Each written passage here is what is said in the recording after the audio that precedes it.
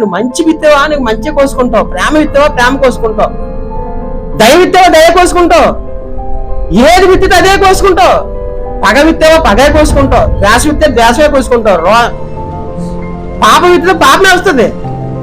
నేను ఎప్పుడు చెప్పేది అదే, నువ్వు విత్తుకోవాల్సిన ఏంటంటే మంచి ఆత్మ ఫలాన్ని విత్తుకోవాలి, అయ్యే కోసుకుంటావు. ఈ పగలు ప్రతికారాలు ద్వేషాలు అసూలు మత్సరాలు కళాలు శరీర కార్యాలు అస్సలు వెతకండి. క్రైస్తవులైన మనం అసలు వాటిలో సంబంధం లేదు, మనకి అవి విత్తకూడదు. ఎప్పుడు కూడా ఆత్మ ఫలాలు అవి విత్తుకోవాలి. మంచి చేస్తే మంచి ప్రతిఫలం ఇస్తాడు, దౌర్జన్యం చేస్తే దౌర్జన్యానికి దౌర్జన్యమే ఇస్తాడు.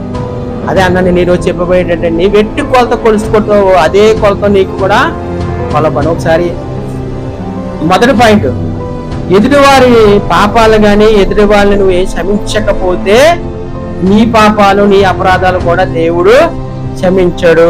రెండో పాయింట్, దేవుడు మనుషులందరి ఎదుట ఒప్పుకోకపోతే ఆయన నిన్ను గూర్చి తోట ఎదుట ఒప్పుకోడు. మూడో పాయింట్, దేవుడు గూర్చి సిగ్గుపడితే ఆయన నిన్ను గూర్చి కూడా ఒక రోజున సిగ్గుపడతాడు.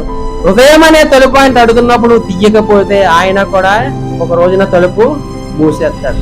కాబట్టి మీరందరూ కూడా మంచిగా బ్రతకాలని, ఆ దేవుడు కొలుస్తాడని ఒక రోజు నాకు కొలిసినప్పుడు మీరు ఈ వ్యతిరేక పదాలు ఎప్పుడు చేయకుండా మిమ్మల్ని మీ కుటుంబాలు చల్లగా కాపాడుకోవాలంటే దేవుడు చెప్పినట్టు వాక్యాన్ని మీరు ఏం చేయాలి, శ్రద్ధగా ఆలకించాలి.